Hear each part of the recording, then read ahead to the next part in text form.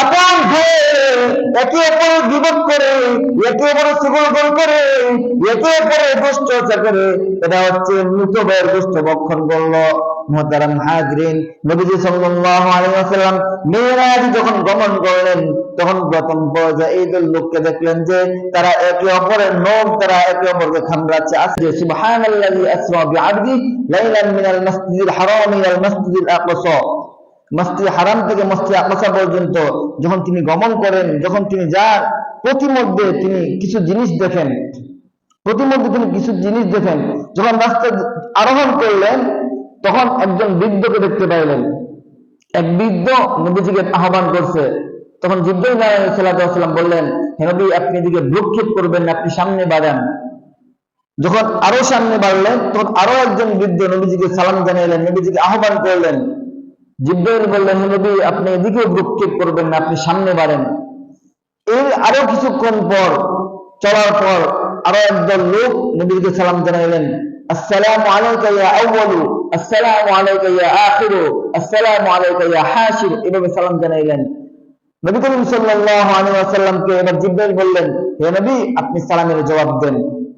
এবার জিবরাইল আলাইহিস সালামকে নবী করিম সাল্লাল্লাহু আলাইহি ওয়াসাল্লাম জিজ্ঞাসা করলেন, এই যে প্রথমে আমাকে একজন লোক আহ্বান করলো, এর মানে কি?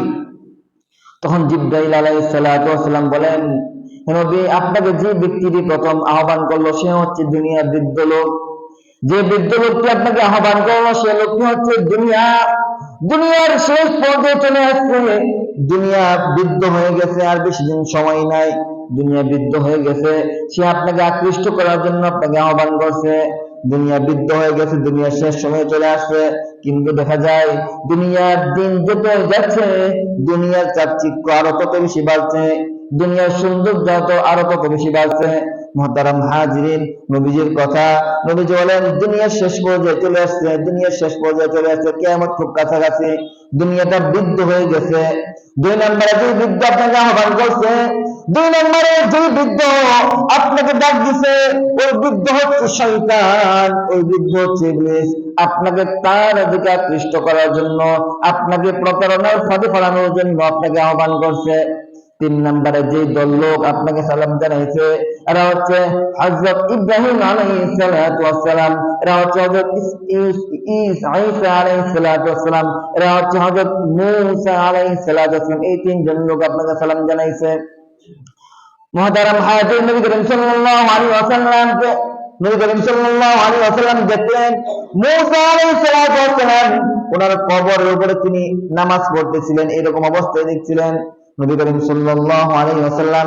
এরপর তিনি সামনে বাড়লেন, দেখতে পাইলেন একজন লোক, তার হাতের নখগুলো তামার দ্বারা নখ, এত বড় বড় নখ দ্বারা তারা তাদের নিজের চোখগুলোকে, নিজের শরীরগুলো কাতরাচ্ছে, আঁচড়াচ্ছে। এবার নবী জিজ্ঞাসা করেন, এরা কারা? এরা জিবরাইল আলাইহিস সালাম বলেন, এরা হচ্ছে দুনিয়াতে যারা গোশত খাইতো,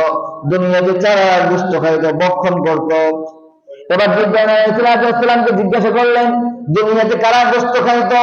একে অপরের নিজের ভাইয়ের গোশত খাইতো। এবার নবী করিম সাল্লাল্লাহু আলাইহি ওয়াসাল্লামকে জিজ্ঞাসা করলেন, আল্লাহ তাআলা কোরআনের মাধ্যমে জানিয়ে দিয়েছেন, ওয়ালা তাজাসসু ওয়ালা ইয়াগতাব বা'দুকুম বা'দা, তোমরা একে অপরের গীবত করিও না। ওয়ালা ইয়াগতাব বা'দুকুম বা'দা আইয়ুহিব্বু আহাদুকুম আন ইয়াকুলা লাহমা আখি, তোমাদের মধ্যে এমন কোন ব্যক্তি আছো, এমন কোন লোক আছো যে তোমার আপন মৃত ভাইয়ের গোশত ভক্ষণ করবা, এরকম কোন লোক আছে? নাই। ফাকারিহতুমু, আল্লাহ বলেন ফাকারিহতুমু, সুতরাং তোমরা পছন্দ করো। এবার জিবরাইল আলাইহিস সালাম বলেন, যারা দুনিয়াতে আপন ভাই একে অপরের গীবত করে, একে অপরের সুগল করে, একে অপরের দুষ্টতা করে, এটা হচ্ছে মৃত ভাইয়ের গোশত ভক্ষণ করলো। মুহতারাম হাজিরিন, নবীজি সাল্লাল্লাহু আলাইহি ওয়াসাল্লাম মেরাজ যখন গমন করলেন, তখন প্রথম পর্যায়ে এই দল লোককে দেখলেন যে তারা একে অপরের নখ তারা একে অপরকে খামড়াচ্ছে, আঁচড়াচ্ছে। এবার নবী করিম সাল্লাল্লাহু আলাইহি ওয়াসাল্লাম সামনে বাড়লেন, গিয়ে দেখলেন একজন লোক রক্তের সাগর হাবুডুবু খাচ্ছে এবং পাথরকে লোকমা বানায়া এই পাথরগুলো খাইতেছে, পাথরগুলো লোকমা বানায়া খাইতেছে। এবার নবী করিম সাল্লাল্লাহু আলাইহি ওয়াসাল্লাম জিবরাইল আমিনকে জিজ্ঞাসা করলেন, এরা কারা?